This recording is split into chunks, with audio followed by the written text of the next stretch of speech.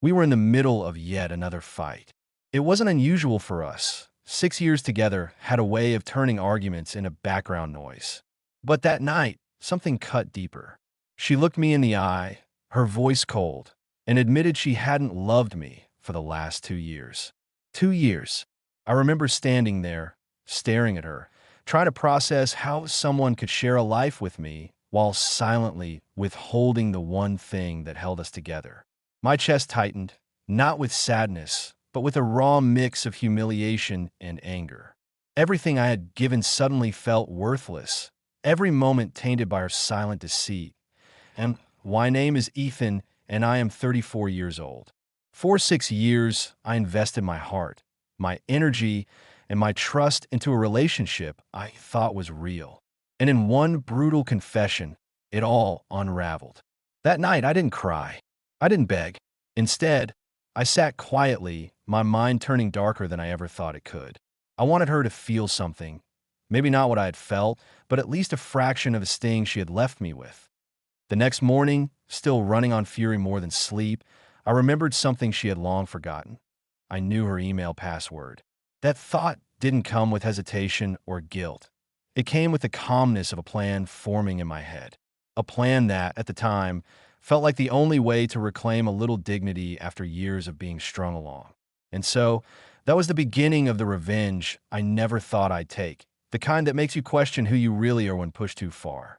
The morning after her confession, I opened my laptop with a strange sense of purpose.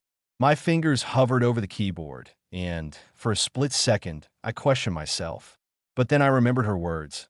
I haven't loved you for the last 2 years. That sentence burned through me like acid.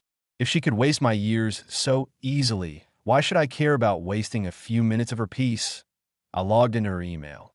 The password was the same one she'd been using for years, a lazy mix of her dog's name and her birth year.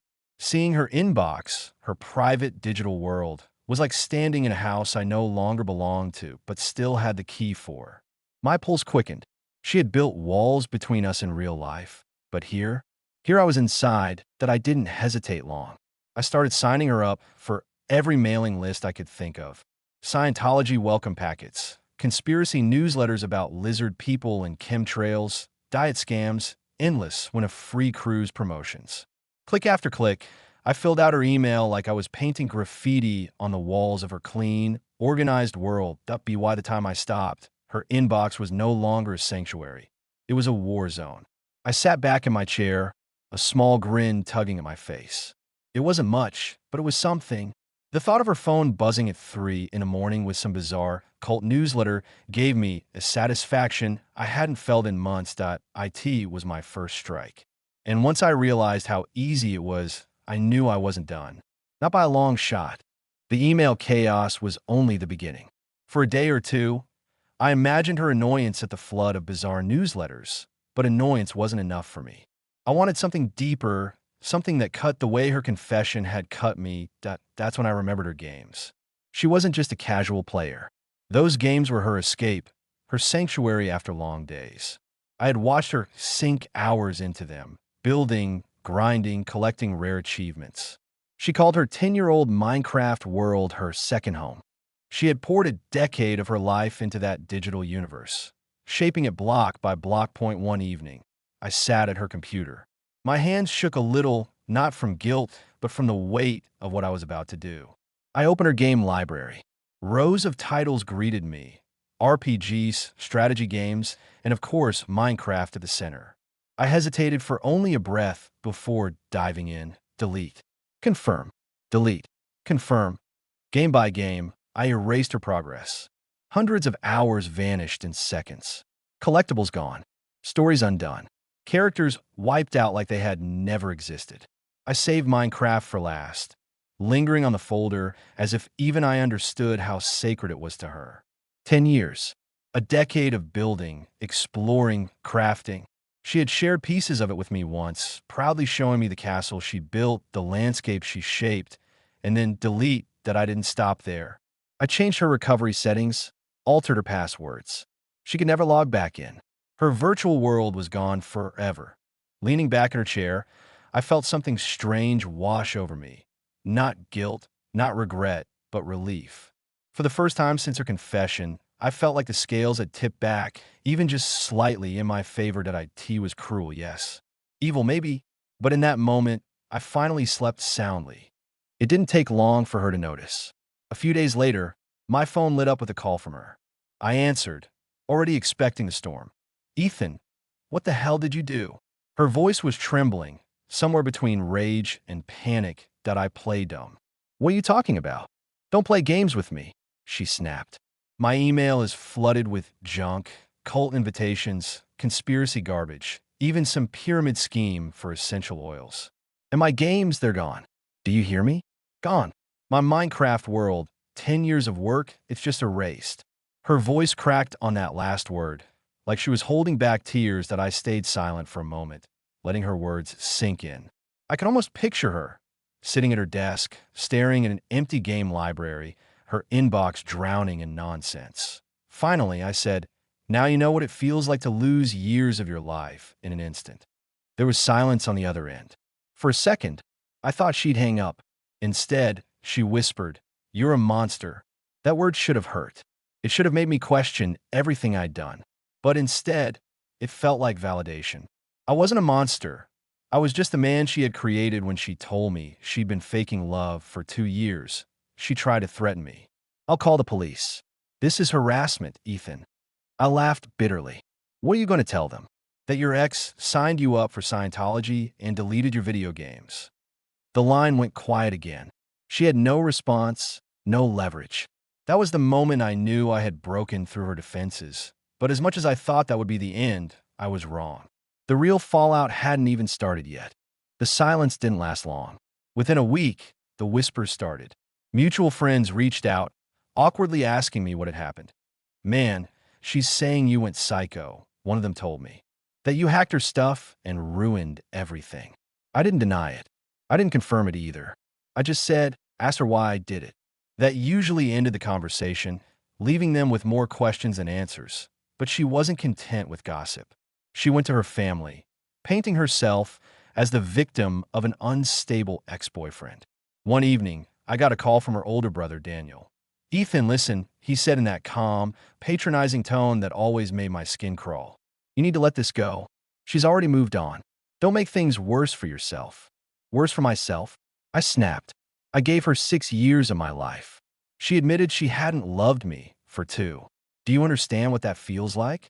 2 years of lies. And now she gets to play the victim because I took away some damn video games." He sighed. "You're better than this. Just walk away." But I couldn't. Not yet. Because the fallout wasn't just about her anymore. It was about my pride, my reputation, the truth of what she had done. A few days later, I received an email from a lawyer. It was written in sharp, professional language, accusing me of harassment, invasion of privacy, and intentional damage to property. They demanded I stop contacting her, restore what I deleted, and provide an apology. For a moment, my stomach dropped.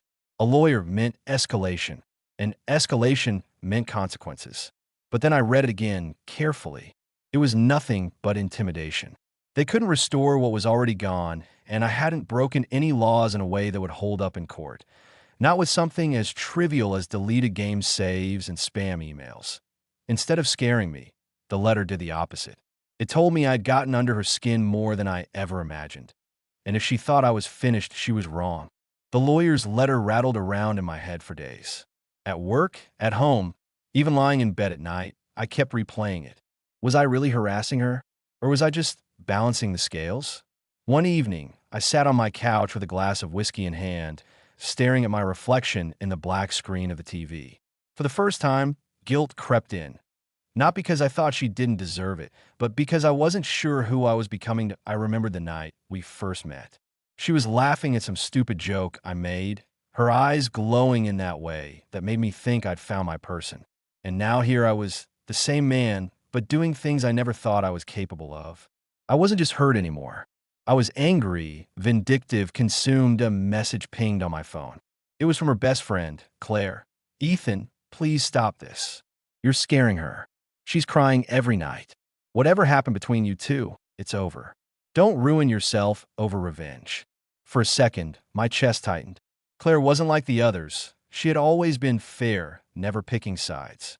If she was reaching out, maybe things had gone too far. But then I thought about those 2 wasted years. 2 years where she kissed me, smiled at me, and said she loved me, while secretly thinking otherwise. That betrayal wasn't just a crack in the relationship. It was a deep fracture in who I thought I was to her. I typed back one sentence. She should have thought about that before lying for 2 years. I put the phone down and finished my drink. In that moment, I realized I was standing at a crossroads. One path was to let it all go, walk away, and rebuild myself. The other was to keep going, to dig deeper, to make sure she never forgot what she had done to me. And the truth? I wasn't ready to let go. Not yet. It didn't take long before she tried a different tactic. If the lawyer's letter didn't stop me, maybe public shame would point. One morning, I woke up to a flood of notifications. My phone buzzed nonstop. Texts, missed calls, even screenshots from friends. She had gone public. On Facebook, she wrote a long post about me. How I was a manipulative, bitter ex who hacked her accounts, destroyed her games, and harassed her for weeks. She painted herself as the innocent one, the fragile victim who escaped a toxic man. The comment section was a circus. Some people offered her sympathy. Others, people who barely knew us, threw insults at me like they had been waiting for the chance. Words like abuser, psycho, controlling freak stared back at me from the screen like T first. It stung. It's one thing to know you're the villain in her story privately. It's another to see your name dragged across a public stage. I could feel my pulse hammering in my neck. My first instinct was to fire back, to write my own post exposing her 2 years of lies. But I stopped myself. Instead, I called a friend we both knew well, Mark. He'd been there through most of our relationship. Did you see her post? I asked. Yeah, man, he said carefully. Look, people are taking her side, but honestly, some of us know there's more to it. Still, you should let this go. Fighting her online will just make you look worse. He was right. Fighting on her battlefield would be stupid. She had sympathy on her side, but I had something she didn't. Silence. Silence unsettled her. I ignored the post. I didn't comment, didn't defend myself. I just let it sit there while I went on with my life. Or at least pretended to. Days later, I heard from another friend that she was furious. Why isn't he reacting? Why isn't he denying it? She had complained.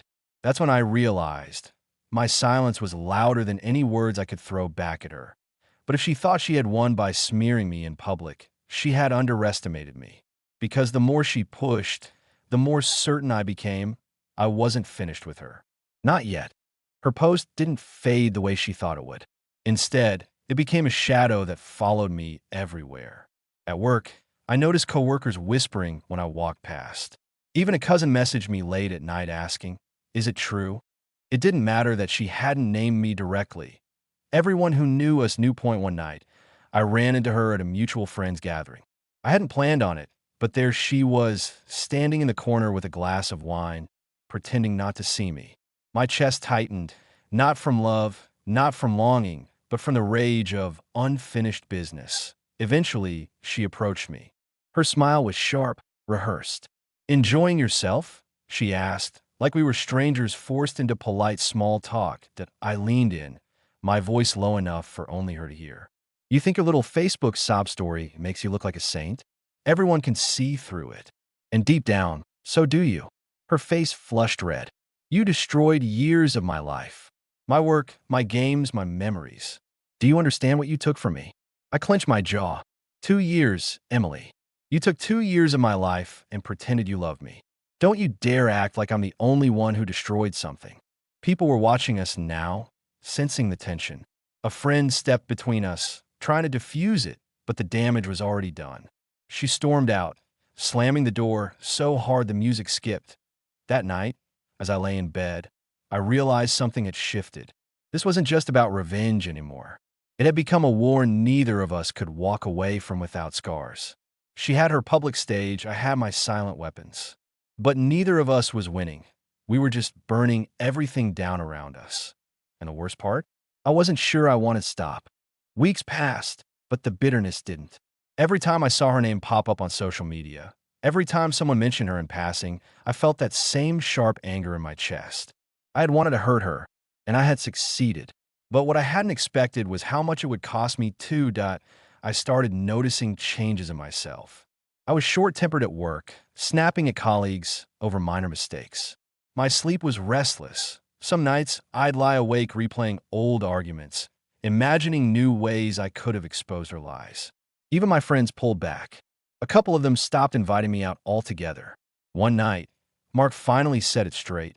"Ethan, you're letting this consume you. Man, she's not worth it. You already made your point. Why are you still holding on?" I didn't have an answer, because deep down, I knew he was right. I had crossed the line between justice and obsession. And yet, a part of me wasn't ready to let go. Revenge had become my way of coping, and without it, I felt hollow. The breaking moment came when my mom called. She never involved herself in my relationships, but her voice was heavy that evening. "I don't know what happened between you two," she said softly, "but I raised you better than this. Don't let someone else's lies turn you into someone you're not." Her words cut deeper than Emily's ever had. For the first time, I felt ashamed. Not for deleting the games, not for flooding the email, but for how much of myself I had lost in the process. I sat there, staring at the empty glass in my hand, realizing the truth. Revenge had given me temporary satisfaction, but it hadn't healed me. It had only chained me to her longer. And if I didn't stop soon, I was going to lose more than just her. I was going to lose myself. The night I realized I was losing myself, I shut the laptop, turned off my phone, and sat alone in the quiet. For the first time in months, I didn't think about what I could take from her. I thought about what I had already lost: 6 years of my life, 2 of them built on lies, and then even more time wasted trying to get even. Revenge had given me short bursts of satisfaction, yes. Watching her inbox drown in nonsense, knowing her games were gone forever, those moments felt powerful. But when the adrenaline faded, all I was left with was emptiness. The truth was, no amount of destruction could erase the betrayal. Nothing I did would change the fact that she hadn't loved me, and I had stayed blind to it. That a week later, I bumped into Mark again. He studied me for a moment and said, "You look different, calmer." I decided to stop. I admitted. "Not for her. For me." He nodded. "Good. Because carrying that weight, man, it'll kill you." And he was right. Letting go wasn't about forgiving her or pretending it didn't matter. It was about reclaiming my peace. About proving to myself that I could walk away without burning everything behind me. Oh, that's what I did. I let her go. And now, speaking to you all, if you've stayed with me until this point, thank you. I mean it. If you take anything from my story, let it be this: revenge may feel good in the moment, but it doesn't heal you. The only real victory is moving on, building a life so full that the people who hurt you fade into shadows. Take care of yourselves, learn from my mistakes, and if you enjoyed this story, don't forget to leave a like and subscribe. It helps more than you know, and I'll be here with more stories soon. Until then, thanks for listening.